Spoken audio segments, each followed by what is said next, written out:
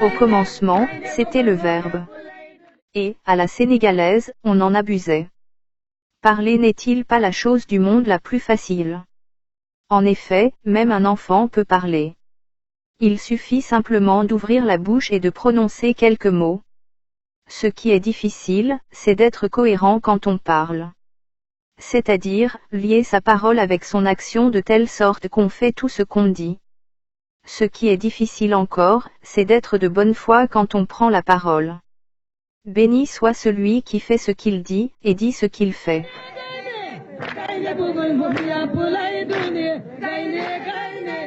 L'humanité étant bien faite par Dieu, elle est défaite par les espèces comme François. Un mauvais exemple pour la société. Par la méconnaissance de l'effet de la parole, il a signé de ses propres mots, son autodestruction politique. Avant, il ne faisait que parler. Moi, président de la République, je ferai fonctionner la justice de manière indépendante. Je ne nommerai pas les membres du parquet, alors que l'avis du Conseil supérieur de la magistrature n'a pas été dans ce sens. Moi, président de la République, je n'aurai pas la prétention de nommer les directeurs des chaînes de télévision publiques. Je laisserai ça à des instances indépendantes. Moi, président de la République, je ferai en sorte que mon comportement soit à chaque instant exemplaire. Après être élu, il devient encore plus bavard et décroche ainsi le record du président le plus impopulaire de l'histoire de la France.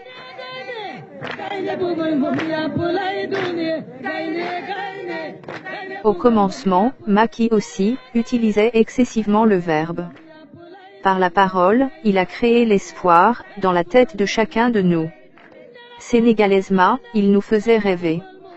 Souvent nous nous posons la question, qu'est-ce qui motivait le président Sall, dans les premières déclarations qui ont suivi sa prise de fonction après l'élection présidentielle de 2012? N'est-ce pas lui qui disait ceci? S'agissant de la gouvernance économique, je serai toujours guidé par le souci de transparence et de responsabilité dans la gestion vertueuse des affaires publiques.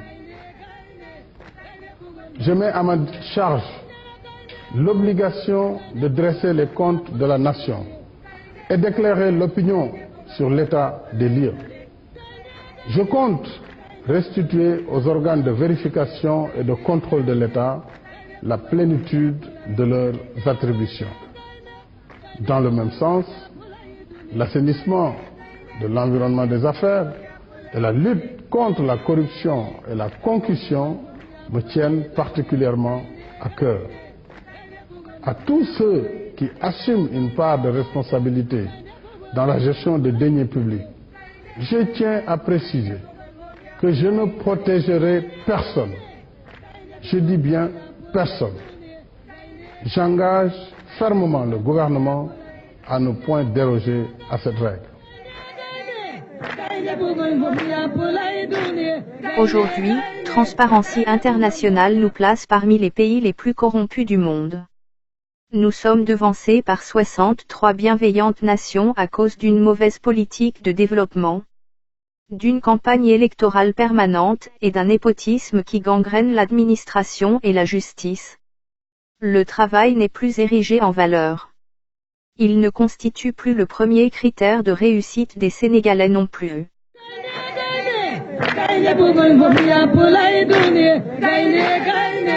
Pourquoi cette inertie des organes de contrôle de la République?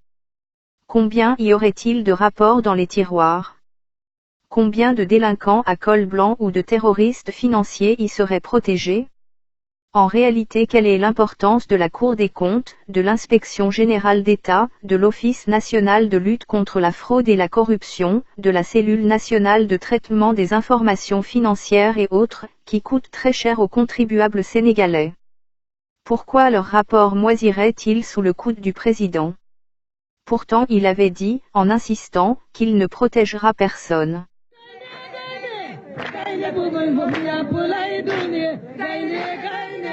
En juin 2015, des magistrats de la Cour des comptes qui se sont rendus dans les locaux du Fonds de promotion de l'entrepreneuriat féminin dans le cadre de leur mission, ont été humiliés par le ministre Moustapha Diop, qui leur disait Vous êtes de petits magistrats de rien du tout payés pour me déstabiliser. Ils poursuivaient en leur disant qu'ils ne font pas partie de la Cour des comptes, mais de la Cour de règlement de comptes.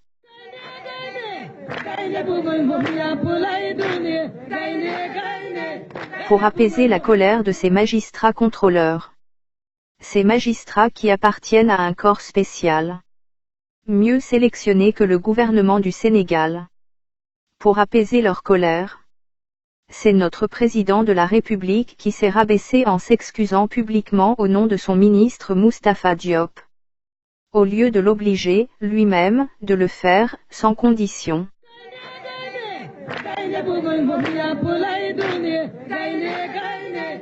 En outre, on dirait que la carte de l'Alliance pour la République éloigne de la prison et garantit en même temps l'impunité.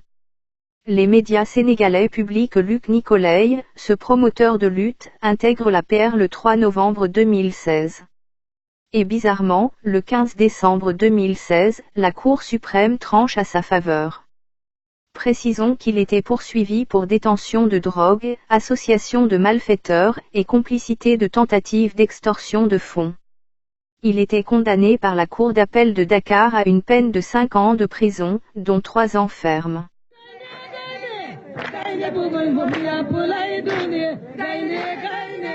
Un jour, alors que le Parti démocratique sénégalais était au pouvoir, le porte-parole de Maître Wade disait: nous irons tous en prison, si on perd le pouvoir. Ceci n'est-il pas un aveu volontaire fait sans aucune contrainte? Cependant, jusqu'au jour où nous parlons, l'autoproclamé délinquant n'est pas encore inquiété par le maître des poursuites.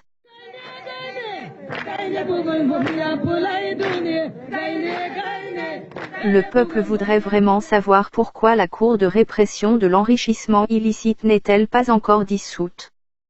Car si c'est Karim Wade qui était les raisons de sa création, alors les causes de son existence sont éteintes.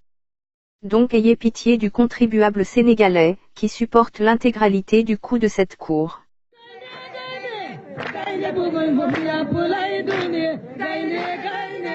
Pourtant avant son élection en 2012, le président Macky Sall nous disait fermement ceci.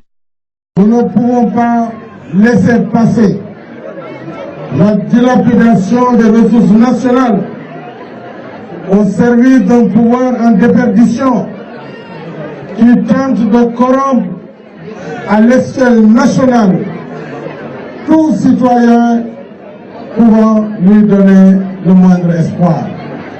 C'est par centaines de millions de francs au quotidien que le pouvoir s'emploie à corrompre les Sénégalais.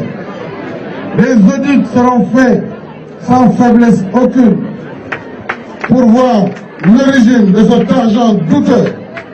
Parce qu'il faudrait bien qu'on nous dise comment des milliards peuvent quotidiennement être distribués de façon impunie.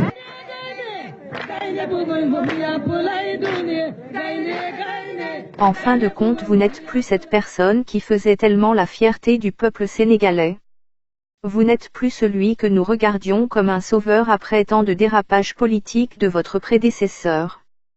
Vous étiez tellement sincère dans vos paroles. Comment Wade vous a-t-il sitôt contaminé?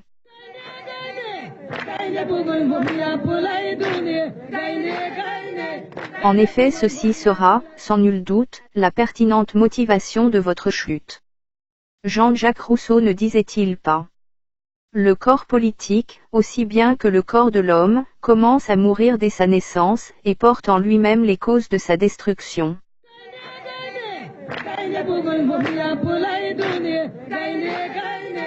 Certainement vous n'avez pas beaucoup appris de l'histoire de vos prédécesseurs. Senghor, Diouf et Wade n'ont été détrônés que du fait du non-respect de leur engagement. Ils n'y avaient pas d'autre raison. Leur effondrement a été causé par la violation de leurs promesses.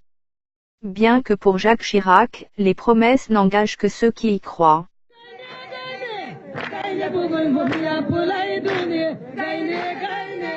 Mais, c'est parce que le peuple croit aux promesses qu'il veille à leur respect, et contrôle méticuleusement leur réalisation. Gare au leader qui ne tient pas parole.